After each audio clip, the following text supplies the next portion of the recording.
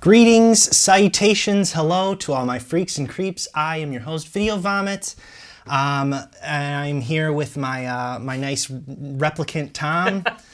This is a Nexus 8 Tom. He's outlawed, you know, but down here in the bunker, we don't get the new Wallace Corporation gear all the time. When I do, it's 2 sizes too small for me.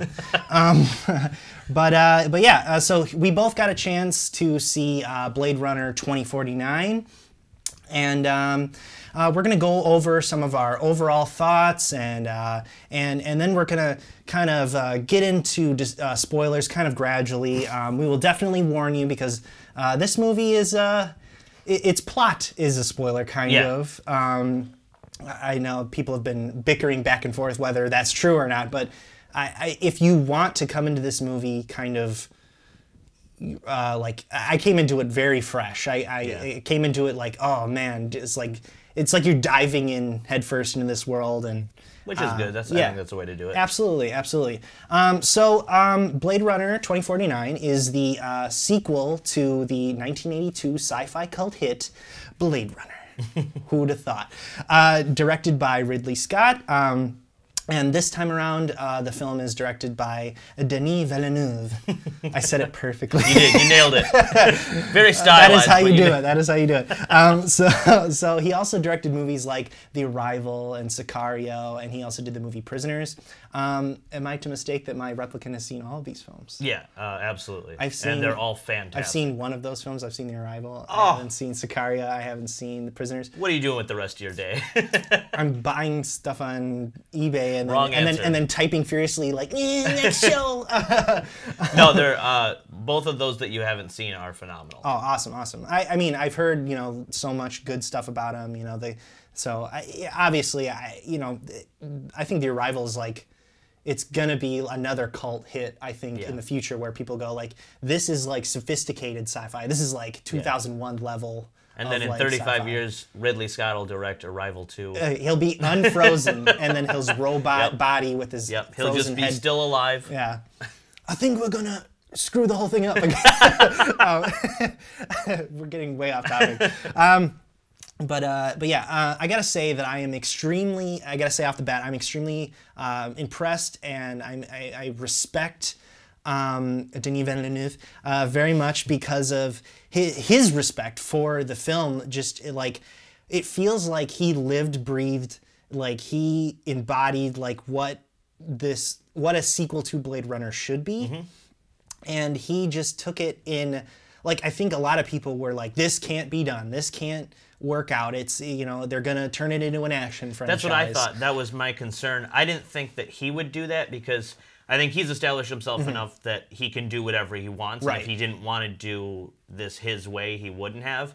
But I was worried. My first thought when I got done with it, seeing it, was, oh, they didn't turn it into an action movie. Right, yeah. I was like, I was impressed. It was happy, a smart, thoughtful film.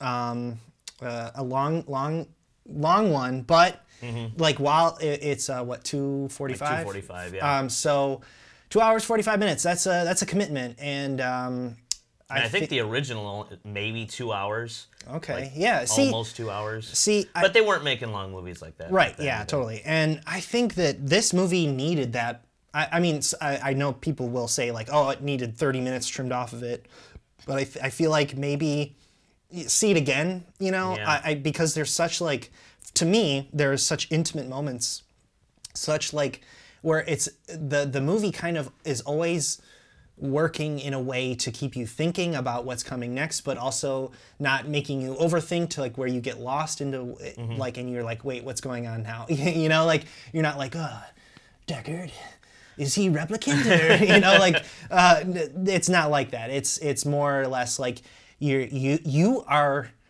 over the shoulder of Detective K, and you're kind of like on the same ride that he is, and you kind of go on the same ups and downs as him throughout this whole thing. Yeah, you're traveling with him more or less. Right, yeah, on his like journey to, you know, I guess, I guess, well, okay, so, so we'll get into your initial thoughts of the film and kind of, and, you know, kind of what things you liked, things you might have not liked, stuff like that. Okay. Without spoilers. Yeah.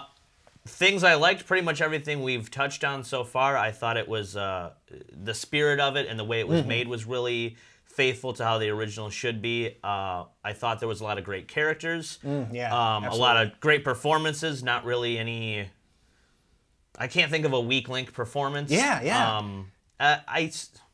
I don't have a problem with long movies. I know some people are like, they could have trimmed off a little bit here or there. Butts get sore in cinemas. I'm like, I'm paying my money. Let me get all of it. Totally, you know, I'll go see a 4-hour movie. I don't care. So the length wasn't a problem for me. I thought it was just fine. The story was great. I thought they did a good job of keeping stuff from you and marketing. Oh, yeah, misdirection of things, and yeah, I really enjoyed it overall. I think they did a really good job of just like keeping it close to the vest without, and they gave us just like the right little morsels. But like, I feel because we are so invested into what the development of it, and so we were like, oh yeah, that's enough. I don't want to see any more. Exactly. But for other people, they're like, what is this? I don't even know. And that's, I think the box office might be reflecting. Absolutely. Also, the runtime is a problem. But you know, the marketing, you know, I think it was fine, but you know, to someone who, you know, doesn't know exactly what's going on. You know, I hear about people who are just now finding out that there's a Star Wars movie coming out in November. So it's like, okay, I get it. I get why, you know, but I really don't think... I thought it was marketed well, though. That's the thing that's weird for me is because, like, I haven't heard too much backlash about I went to see this action movie and it was slow, but, like, I thought they marketed it as, like, a really... like a movie that I would want to go see even if I didn't like Blade Runner, and the fact that people haven't really been going out to see it is kind of surprising to me, to be honest. I think maybe it's so dense. It's like such a hard sci-fi film movie that which it's so perplexing to me because it's like The Arrival is easier to digest, but not this. Like, not at all to me.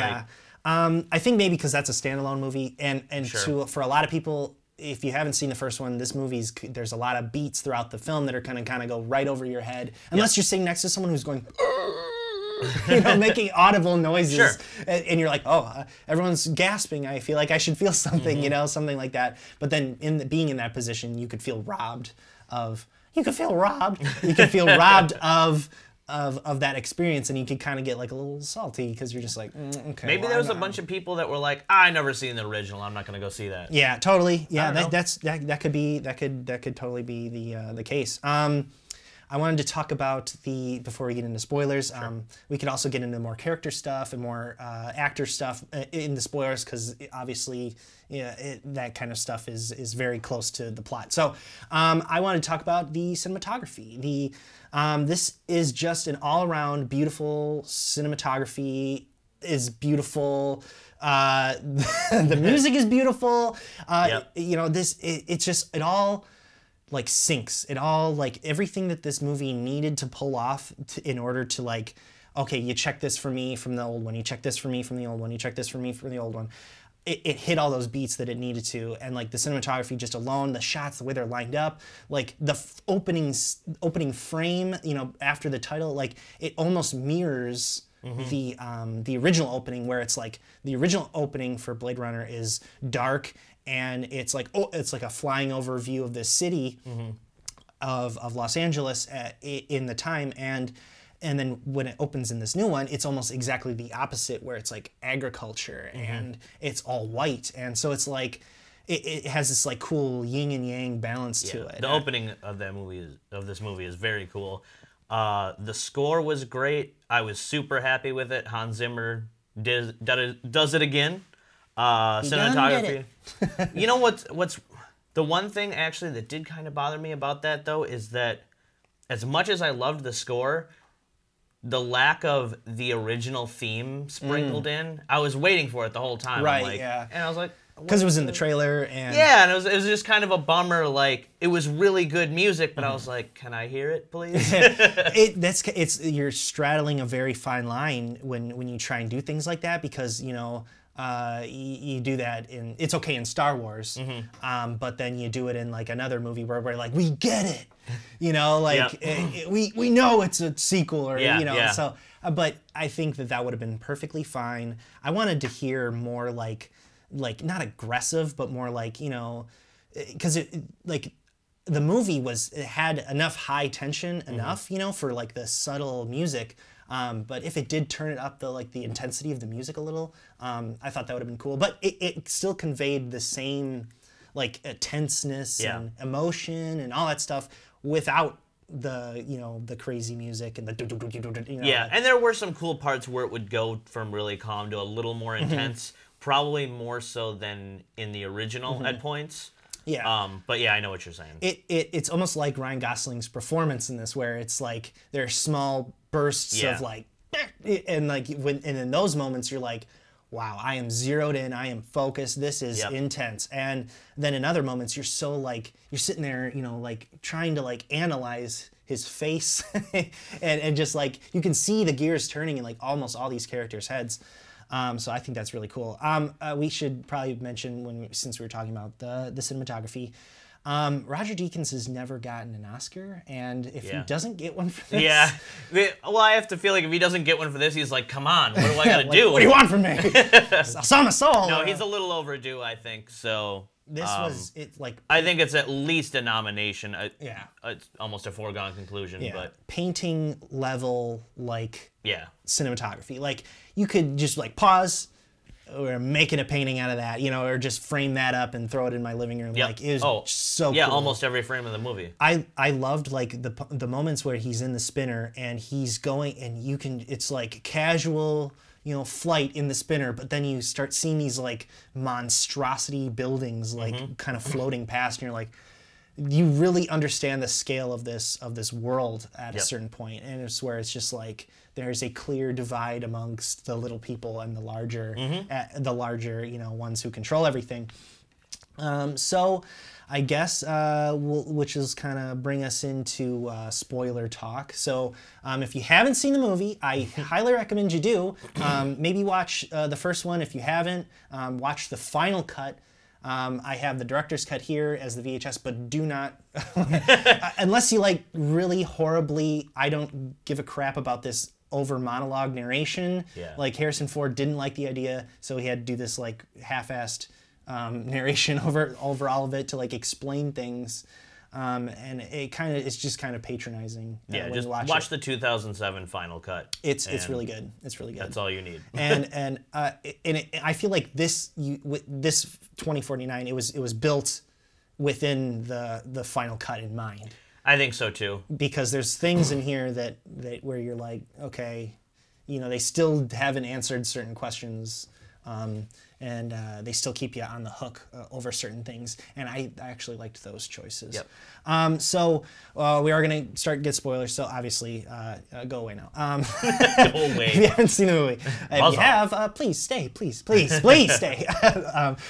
So I kind of created like a little basic narration for what happens in the movie. Detective K, while tracking down a Nexus 8 replicant, he finds some earth-shattering evidence, clues that he follows, and he kind of pulls the proverbial string, if you will, and he uncovers this replicant conspiracy.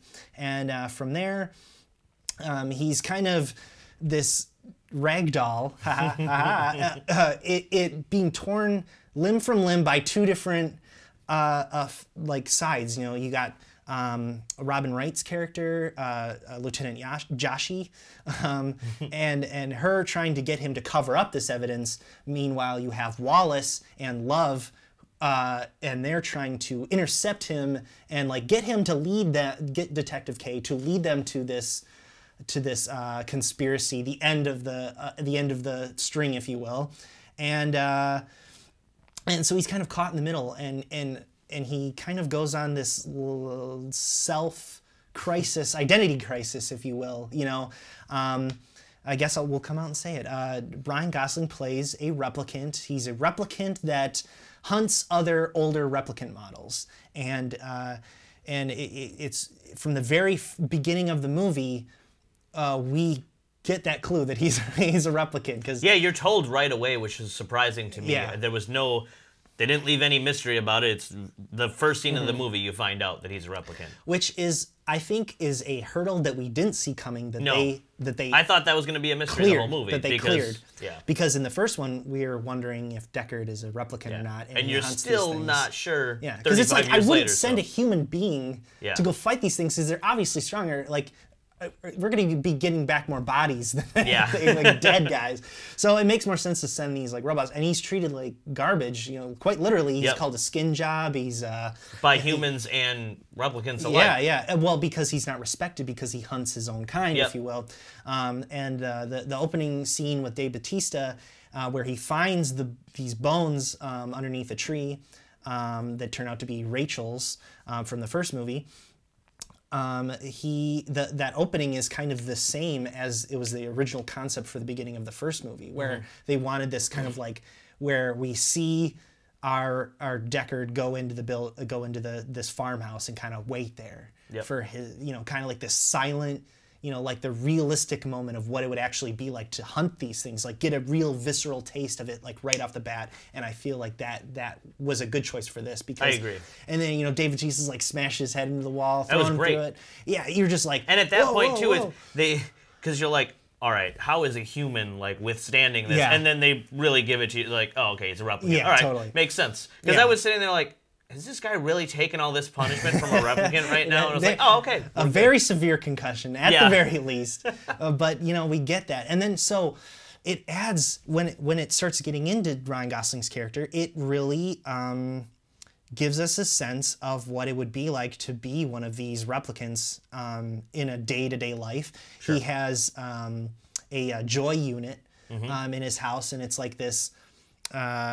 it's like a virtual butler, a virtual like girlfriend. It's very Japanese kind of feeling, you know, like they have like the little, like you can actually get like a little virtual like girlfriend day plan. It's like a Cortana or like a Siri visualized, you know. But the Joy was played by Ana de Armas. And she did a phenomenal job. I was very impressed by her acting. She starts out as like a hologram. Well, she is a hologram throughout the whole thing, but it's kind of like a ceiling-mounted mechanism that kind of projects her around the house. And then with Kay's earnings, he kind of buys this new like portable version, and so he could take her with his little virtual girlfriend everywhere he goes. And so I found this like so endearing. I found it so like this is one of the heart and soul like beats of the movie almost, where it's like it's got a little her flavor in there. Sure. With like you learning more about her learning more about Joy and like really what she like her capabilities of feeling, or maybe not, because after a certain point, Kay is unsure as to was it real or not. You know. Sure. Do you believe Joy's love for Kay was real? I do. I believe. I think so. I don't really see any reason why not. I mean, but you're getting down to the heart of what these movies are about, is like what makes you human. Or absolutely. So yeah, I believe it. I think you're supposed to believe it, more or less. But yeah, I thought it was a good. I didn't particularly like her, the movie, but I liked the idea, and I think they were like, all right, we see what you were doing. Cool. We'll do it better. Yeah. But I liked that she was so, it was like you kind of needed her, or he kind of needed her, you know, like he needed her as a way to feel more human, you know, with he put a hologram over his own food, you know, and then like the love scene and all that stuff. That was really cool. I really liked all that stuff. Very, very, very, very heartfelt moments that I thought that actually like really added to this film a lot. Absolutely. Let's get into some of the other performances. You know, I think the woman who played Love was really awesome. She was like a standout from this film. Like she was really good. She was scary, but you could also like really like understand her like aspect where she wanted to be she wanted to be the best replicant. Sure, she wanted to be absolutely. the best, like the top of the line. She wanted to be teacher's pet for Wallace, pretty much. And pretty much, and she's his assistant and a replicant, and it's like you're working for a boss basically that's trying to make a better you every day. Yeah. So I can see that, like, right, and you just seeing that progression and like knowing that you're like aging rapidly, not like physically, but because these replicants have open-ended lifespans, but that you see, like, it's like if your iPhone saw you opening a new iPhone. Yeah, it's if you're like, Siri, search for new iPhone, or like it's like, cannot find. Try again next year. Sorry, nothing. But yeah, so I thought it was really good performances from her, and let's get into Harrison Ford's performance before we get into Leto's, I would say. I think that this is one of those movies that Harrison Ford actually showed up to. Yeah, I agree. He just, like, his subtle, face motions and gestures and stuff like that, I thought it really added more to his character than almost even in the first one, because, it's not dry, but you kind of, it leaves a lot up to you to kind of insinuate, but in this, it's like so clear. So you understand, you get the direction of what he's feeling in those moments and stuff. What about you? What did you think? I think it makes sense because he's in the original, you're seeing him do his job. I think he's been through a lot more between the movies. He's been trying to survive. He's been so on it the run, makes more sense the state he's in. Totally. Wearing t-shirts. Just wearing a t-shirt. That was a complaint of someone I saw. A casual t-shirt. Can you imagine complaining about that? But anyways, yeah, I think it makes sense that he is the way he is, and I liked it a lot. It's like you said, it didn't really feel phoned in or anything. So I thought it was great. I thought their scenes together were awesome. Yeah, too. yeah, and it's cool that you could tell that he's like, finally something I'm interested in. Oh yeah, totally. And he's like, now I can really get into it. Instead of just like, I'll do it if you kill me off. Yeah. And so, he's reconnecting with all his old roles pretty much. Next we're going to see Air Force 2, Air Force 1, 2. Yep, Indiana Jones. But so I thought that he was there, he was present, and he was really giving it his A game. So, at first I was like, awards, but now I'm not so sure. Maybe I need to see it again, just to get that, like if I really want to make up my mind on that kind of decision. But yeah, it was really good. And it might have not been like a lot. He wasn't in a lot of the movie, but what he was in there for was necessary, and it was very impactful. And I'm glad I'm glad it was mostly. It's a movie about Kay. Yeah, yeah. It wasn't dangling him. It becomes a movie about Deckard and Rachel, organically almost. But it's mostly Kay's movie for the first 3/4 of the movie. It's kind of like it's someone else's story discovered by Kay. Sure. So absolutely. Which was cool to see too, because he doesn't know who this guy is. Yeah, and we're like, you fool! Robot. You never seen Blade Runner? Yeah. We even see the old test, the old replicant test.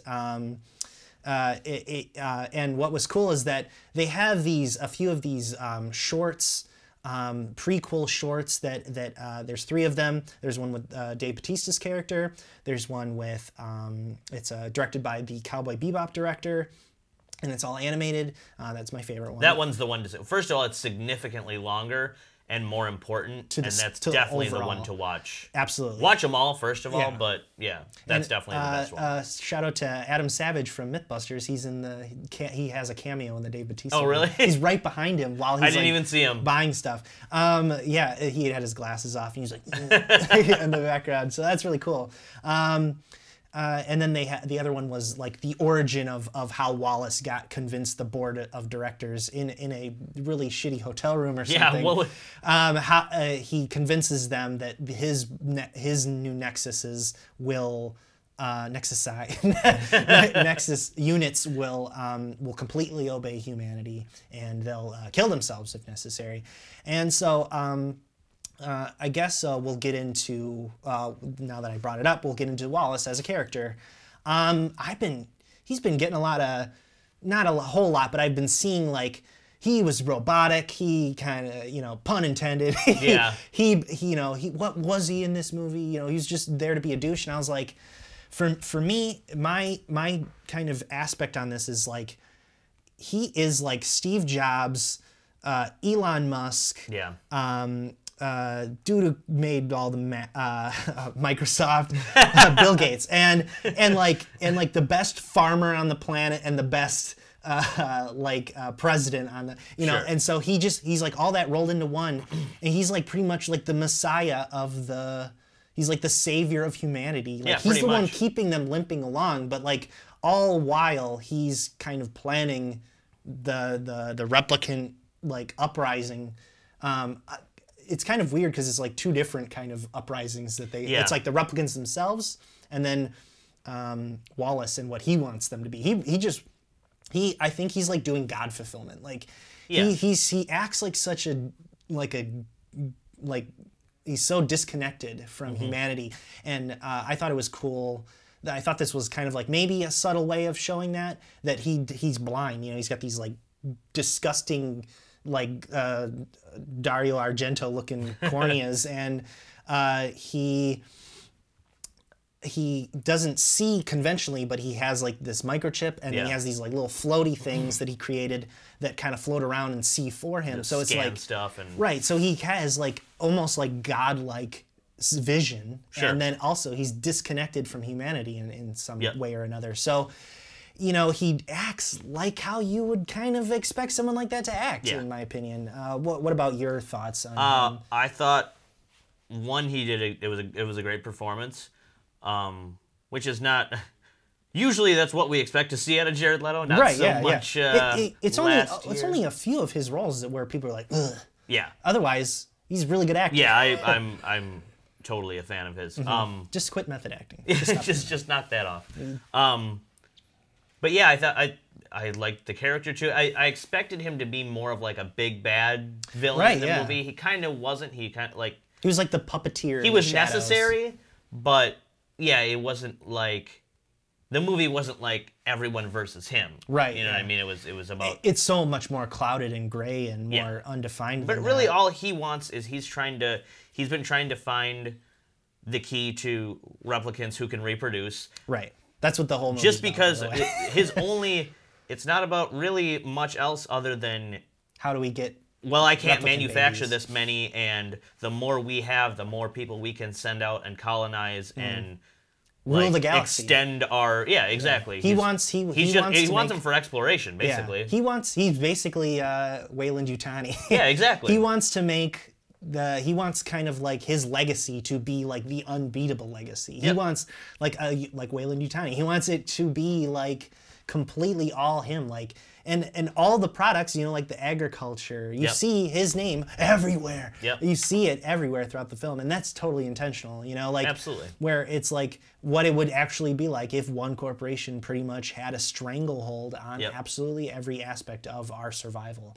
And you know, when you get to things like off-world colonization and things like that, like that's kind of the only way that it could be done. You know, like a short side of your spaceship looking like a NASCAR and having a bunch of sponsors on the side, like, Cheez-Its sponsored this. Cheez-Its. Chef Boyardee sponsored Rocket. You know, like, so yeah, to me the world felt like it was our world, but then more stacked on top of it, like where it was, and that's kind of how the old Blade Runner feels, where it's like they just kept building on top of our old civilization, and like the what's left of our humanity keeps getting crushed and crushed and crushed, and there's more giant buildings like the Tyrell Pyramid. That's the same building, Tyrell's building, that Wallace owns now, right? Or is that a whole? But then there's building? like his bigger building behind it, like because you see he's like funny pyramid, puny pyramid, and he builds new one. Just build a gigantic. One aspect I liked of the whether it was intentional or not of Wallace's, I guess it was his living space, but also like his compound. Yeah, it's like German expression explosion. Everything in there was so. In a really super overpopulated LA world, everything in there was open and it was almost like it's a power sign. Like Everybody else is on top of each other. Ceiling. I've just got all this open space for no reason, and I can't see. It doesn't matter. I don't put art on my walls. I don't care. I live in a pool. He's just got real estate to show that he's on top. Yeah, it's kind of like it plays into that like Pharaoh kind of mentality too, where he's just kind of like every religious kind of deity or like Pharaoh-like figure or something like that, kind of put into like one figurehead. He's even like literally on an island in the middle of his in his area there. It's crazy, and then like the shots of like the spinner going in there, and then like it's so like you feel as though that this movie you get the tip of the iceberg on like how dense this stuff is, and like I feel like there wasn't enough street level kind of things, but this was no street level job. This was no like. This was like in the first Blade Runner, it was more like, oh, I'm hunting down replicants. Catch these people. Yeah, and this one's more like hunt down one person. Could be myself. And it was much more like larger, in scale. So I get it. And you're solving like a decades-old thing, and whereas, in Blade Runner, it was just like, these people are here. Kill them. And then there's some like deep philosophical kind of insinuations from there. Yep, exactly. I guess we should get into discussing the box office weekend and what happened. It's like I've heard that they spent 150 million on this, but there's a rumor, maybe even close to 200. Yep. And do you know the number exactly? The opening weekend box office was around 31, I think. Okay, that's what I thought. Eek. Yeah. But it's kind of like where somebody said to me the other day, like father, like son, because this movie was also not a box office success. Blade Runner was not. It didn't do well. Yeah, what happened with it was it got released and it just couldn't. Well, the marketing was a problem because they marketed it as this like sci-fi action movie. Yep. And like everything leading up to that, Harrison Ford, he's an action star. Of course, like we see him leaping from rooftop to rooftop. Not a contemplative sci-fi movie. He's got a cool blam blam pistol, and he's gonna shoot some robots and robots, and we're gonna, and it wasn't like that, It was kind of like a horrible detective gets everything dropped in his lap and then gets his ass kicked most of the time. Yep. But it's still a great movie. Yeah. So it's kind of funky that this kind of sort of thing happens again, and especially it's like where are all the Blade Runner fans? I guess they were all there Thursday, they were all there Friday. Yeah, because that's the thing too. The Thursday, the preview night numbers were pretty good. Yeah. And they were like, hey, the weekend might be, the projections like went up, like, oh, this weekend might be better than we expected, and then it was not at all. I think that this whole like spectator sport of tracking the box office numbers is a horrible idea. I think it's what people base movies off of now. It's how sequels are based on now. It's like Blade Runner, this sequel, it's like they didn't take the first one's gross into consideration. They're just like, we're just gonna drop a metric ton of cash on this and hope that and hope it pays off. I don't know. This is weird. I feel like it should have had more. It's strange. I don't feel like there's much competition. It's been out for a few weeks at least. Yeah, and that's just steamrolling everything. Yeah. And it did win the weekend box office, but there wasn't much competition. Yeah. So I highly recommend you go check it out. I mean, it's certainly, if nothing else, it's worth seeing in a movie theater because it's so gorgeous. Like, even if you hate the movie, you'll be like, well, at least I saw it in the theater because it's amazing to look at. If you're going to see a bad movie, or if you're going to see a movie that you don't like, it might as well be on like the best type of screen, the best type of sound, the best type of scale. Go waste your money if you think it's a waste of money. But yeah, I guess we'll get into scoring a little bit. For me, I give this 9 wooden horses out of 10. What about you? I'm gonna go around. I'll go at 8. Okay, all right. I was curious as to what your rating might be. It is a magnificent film. Like it is like everything that you might want out of a movie. I think this movie is going to inspire future filmmakers, much like the first one did. This movie, you're going to look at it and you're going to be like, how do I ever make a movie that good? Or how in the hell am I going to, you know, match something like that? But to me, like, it's just so beautiful and immersive, and like that's what I look for in a movie is like, if it's going to be rich with a world, I want that to like really show, and I don't want there to be like a ton of exposition dumped on me. You know, like I want to see it, I want to feel it, I want to be in that moment, and so I feel like they did a good job of really kind of conveying what the world is again, and conveying like what it would be like to exist in this world again. And so I thought they really nailed a lot of those aspects. So if nothing else, it gives it that high of a rating just for me, just because of those sorts of things that it checks off from my little checklist there. So yeah, I don't know. I can't speak highly enough about the movie. This is probably like the best movie I've seen in a while. I mean, I really like it. But there's like horror and sci-fi. It's also it's not fair to compare it. It's not fair to compare it, but definitely it's best horror film I saw so far this year, and the best just all-around movie I would say so far this year, until maybe Thor Ragnarok, Justice League, is Blade Runner. It just because it is something, you know, it's not during the summer blockbuster popcorn, you know, it's during, you know, a kind of a quieter time, and I feel and it shouldn't be. And unfortunately, they probably would have gotten more money if they did that. Yeah, but they would have had more upset people too. Totally. So yeah, any closing thoughts on Blade Runner? Final thoughts for me would be one, that this is how you do a sequel.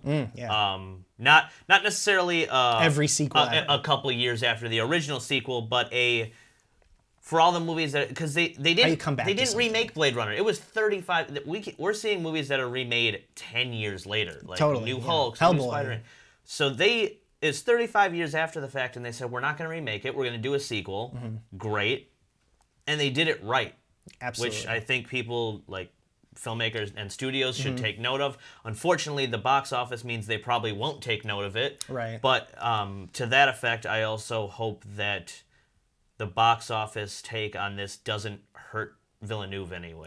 Yeah. And I think he'll be fine because it's critically well received. Right. Like very well received. And that's what'll help you in the long run. Exactly. So I don't think in the future studios and whatnot are gonna look at him any differently because of the box office. They just need to know what they're using him for. And that's what I was scared of, because he is working on the Dune. He's gonna be making new Dune adaptation, and like, that's some pretty hard sci-fi as well. I was going to say, it's probably thicker. Weirder than Blade Runner. Absolutely. And so... And it's been attempted before, and then it went down in flames, and then attempted again, and it worked out pretty well for a lot of people.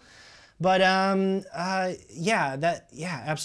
I had another thought, but I totally lost it. It's gone. It's gone like tears in the rain. Oh my God, yeah, absolutely. No Rutger Hauer monologue this time, unfortunately. Sad tear. We did get some cool cameos in there, though. Gaff was cool. Yeah. And he did a little sheep Yep. As a haha. Do you dream of electric sheep? Do you dream of origami sheep? But yeah, so this was a quieter film. It was a but it had a huge impact to the Blade Runner mythology.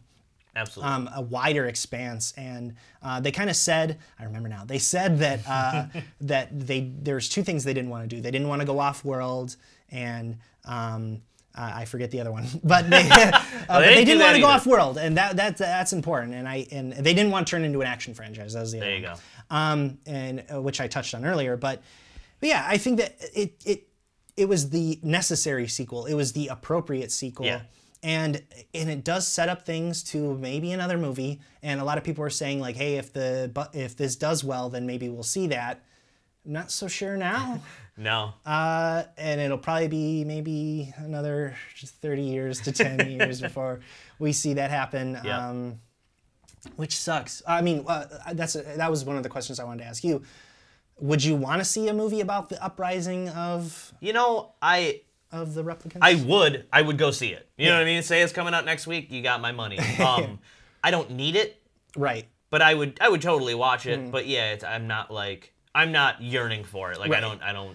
I didn't watch this movie and go, I can't wait for what's next. Yeah. You know, so it's like Stranger Things. The first season, I kind of like digested it, and then there was like that little open-endedness to it, and I was like, well, I wasn't expecting something else. But if there is, then okay. Then all right. But I don't think it's going to happen now, and so I think that the ending of the film is actually kind of perfect for kind of what's kind of panning out for the film. Yep. It's kind of weird because it feels like a drive ending because Ryan Gosling got stabbed in that one. He's stabbed again. Yep. Guy needs he needs bigger abs. I think he needs to work harder on his abs. Just wear protective armor at all times. So yeah, well, guys, that was our Blade Runner 2049 review. A little long in the tooth, but that was it. We kind of got down through all the basics of the film. Nothing about this film is basic. No basic bitch film here. This is a legit film. This is a artistic film in every sense of the word. Went down to the acting, down to the set design, the sound design, the score, the cinematography. It is all on par with what you think a film should be. So please go out and see it. Please go support good movies, please. And for me and my replicant friend here, Tom, until next time, guys, same bunker time, same bunker place. Adios.